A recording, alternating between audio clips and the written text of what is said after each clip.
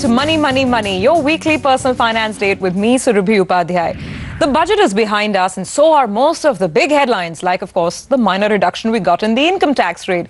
But there are some details in the budget fine print that can impact your personal finances. And it's exactly these finer nuances that we'll focus on in this show. Let me welcome Mr. Roongta, who's Money, Money, Money's old friend and, of course, a well-known financial market expert.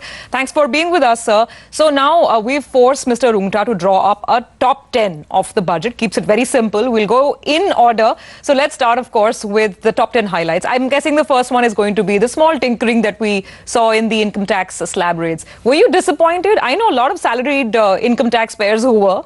Yes and no. I think there is walking a tightrope walk. So I think 12,500 rupees for a benefit, 1,000 rupees roughly every month benefit for people whose taxable income is more than 5 lakhs. I think that's... And there's a minor reduction in the rebate also. There is a reduction in the rebate. The rebate is now only available for those whose taxable income is only 3.5. Earlier it was available till 5 lakhs of taxable income. So it is, I mean, it is giving some and taking away. Okay, so now our next 5 headlines coming from the budget are actually relating with the housing sector. That's how much the importance was given to the real estate sector and particularly affordable housing. So our second point on our top 10 list is, of course, the impetus and the thrust that was given to affordable housing. That segment has been given the infrastructure status, and of course a whole slew of other announcements that came along with it, particularly aimed at developers to try and expedite the flow of perhaps capital and give a boost to the sector. What's the takeaway? So I think the big focus on affordable housing has been there earlier also. We saw the Prime Minister himself announcing the subsidy scheme. The subvention. The subvention scheme on 31st December when he gave the speech. Details are not yet out, but I believe that the scheme is now going to be expanded to include households with income up to 18 lakhs per annum. Now, 18 lakhs per annum is a pretty decent limit. I think that would include 90% of India, perhaps 95% of India. So, wide swathes of middle class will now get a check for 2,20,000 rupees from the government of India when they choose to buy their own house rather than live on rent. As long as it falls within the definition of affordable housing, 60 square meters, it's a project in which certain percentage is reserved for economically weaker sections, etc., etc. So it does have conditions, but very, very sensible scheme. It is already working superbly for households up to 6 lakhs. Yeah. I think by expanding it, perhaps, I mean, the details still not come, but there is wide presumption that it will expand to people with household incomes up to 18 lakhs. So let me ask you this, because Money, Money, Money did do a conversation on housing immediately after the budget. And, you know, I heard a phrase come up saying investment in affordable housing. And I want to know whether that makes any sense to you at all. I mean, if there is an individual who's got some surplus capital, 15, 20 lakhs lying on the side and is looking at property, particularly affordable housing within that, would that be A, advisable, and B, is it even allowed, or are there any entry barriers or deterrents that if you're paying income tax of above a certain threshold, or your annual income is above a certain threshold, then you can't go and buy an affordable housing project? No, so fortunately there are no entry barriers. So obviously anybody can invest in affordable housing. I think what has cleverly been done is that those who really need it will get a subsidy.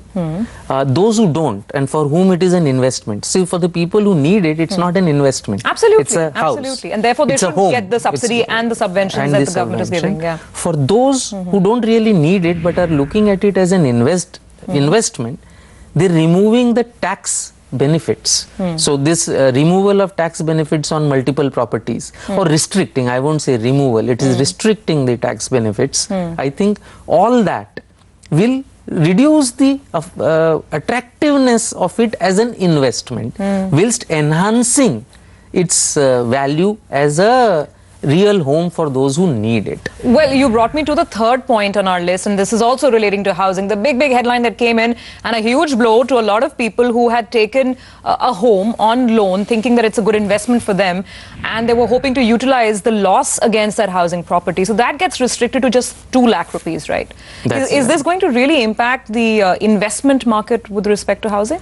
I think it will. I think it will have a very major impact on the investment market, because on the housing, many professionals were using their ability to borrow. Home loans are easily available, and they are available cheap because it was tax deductible.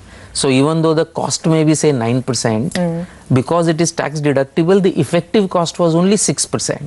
So you were able to borrow cheaply at 6% and invest. Right. Okay. So I think that 6% will now be go back to 9%. So that no longer exists very clearly, and it is now like any other investment, whether the shares, if you invest in shares or whether you invest in property. At least there is no tax advantage. There's no tax break. Do it at your own risk. Look at the asset class, the investment rationale, and then go ahead if you want to. Absolutely. Let's move on to, of course, the fourth headline, again housing, and that's the change in the definition of long term.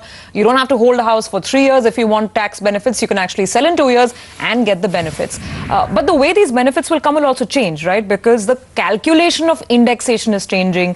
So help us with an example or maybe some numbers as to what happens if I now decide to sell my house. So I think on the capital gains side, they've really lightened up things a lot. One of the big things is that the cost will now be taken as 1st April 2001. For example, if you say have an ancestral house and that was been bought before 1981, you were allowed to substitute the value as on 1/4/1981 as your cost. Even though it might have been bought at much lower, whatever was the value as on 1/4/81 would be treated as the cost. Now that has been shifted by a good 20 years. So obviously that cost is going to appreciate. Which means the capital gains will be lower. So the effective capital gains tax rate you pay is lower. And any rough guesstimates? I know it's hard to do a math on a general scale, but by how much will the capital gains tax liability come down? So effectively the cost if 100 was the index in 81, it's roughly I think 400 in 2001. Okay. So I mean the cost is allowed to you four times. Right? Okay. So to that much extent your capital gain liability will go down. All right, we need to take a break, but our top 10 highlights from Budget 2017 continue. We've only done 4 points so far. There are more coming your way, 6 more coming your way. The conversation is still revolving around housing. And in case you are part of a redevelopment plan within your building or you're thinking of going in for one, then you should watch out for the next segment.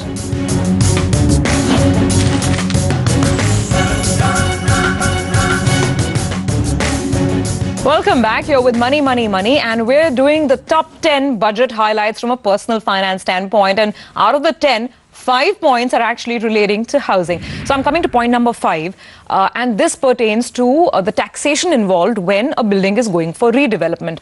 I guess this was always a fairly complicated issue, sir. So if you could help us understand who was paying the tax and at what point till now, and what is Finance Bill 2017-18 saying? So I really can't help, because I don't think anybody knows who pays the tax, when does he pay the tax, on what does he pay the tax. I mean, if you look at the tax department's view, they would sometimes tax the cooperative housing society, they sometimes tax the member, sometimes both. So who pays the tax? So it's fairly arbitrary, depending on, depending on the tax officer. So if he is the tax officer of the society, he taxes the society. If he is the tax officer of the member, he taxes the member. And even if the tax officer of the member knows that the society has been taxed, on some pretext or the other, he will still double tax it in the hands of the member. So let me now try and understand it. As of now, what does the regime say? What are you paying tax on? Are you paying tax on the cash that the builder will give you? Because obviously you need to move out. There's a rental payment from the builder coming in. So is that treated as income? Do you pay income tax on that? How does it work? So again, not very clear. When they try and tax the society, they try and tax the value of the new flats, Okay. as well as the consideration paid whether to the society or to the members. So it's going to be value of the new flat that you get, the new swanky, larger size flat that you get, minus the value of the old flat, I would assume. That's the set-off that, in the that you hands get. of the member, yes. Yeah. In the hands of the society, they try and just tax the value of the new flat. As I said, there is absolutely no clarity. In the hands of the member, they would try and tax the cash consideration. Okay, mainly they don't really try and tax the value of the new flat because they, in most cases, allow exemption. But they try and tax the consideration that the member receives or may receive in the future. So again, there is very little clarity on which the taxation will happen. So now is the finance bill bringing about any clarity? What does it say? Unfortunately, I don't think, although I mean there is a valiant attempt that has been made to at least specify when it should be taxed. So I think that's good because it now moves the needle of taxation to the year in which the new flat is completed.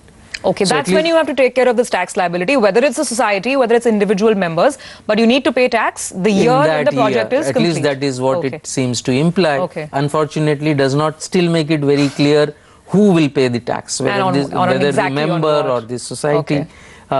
Again, because consequential amendments have not been done, now in fact there is a danger that the new flat that the members get, whether or not they will be eligible to claim exemption, which they so far have been doing, whether they have the time limit, etc. I think all that it requires small amendments to at least have the department's view very clear. Sure, right? Members and societies will still claim it is not taxable because it is a capital receipt. But we need to know what the law is saying. What at is it least that the what tax the department's view is. Absolutely, absolutely. So awaiting clarity on some of those issues. That's our fifth point. Our sixth point, the budget top 10 is also relating to housing. Now, this was something which came for developers really, not for individual home buyers or owners. But there is going to be a tax on developers. I think there was always a tax on developers as far as unsold inventory is concerned. But the time period as to when this tax need to be paid, I think that time period has been changed. How does it impact the home buyer or homeowner, if at all? I think over the last couple of years, the department has been trying to tax the developers after the property is complete, saying that they have to pay tax on the notional rental value. So that they don't hoard, they sell it in the market. So that there is pressure on, the department is probably trying to collect revenue, but it puts pressure on the developer to sell it off. That has just been formalized, that kind of a tax you will start paying 1 year from the end of the year in which the completion is done. So I think that is a good step. One, it brings clarity, and plus now the tax on holding completed inventory is now formalized, and therefore there is a pressure on the developer to get rid of the finished inventory. All right, so we are down to number 6 on our budget highlights as far as personal finance is concerned. We'll take a break, come back, and in case you are slightly slack when it comes to filing your returns on time, you should watch out because there are some fines and penalties being spoken of. We'll discuss that after the break.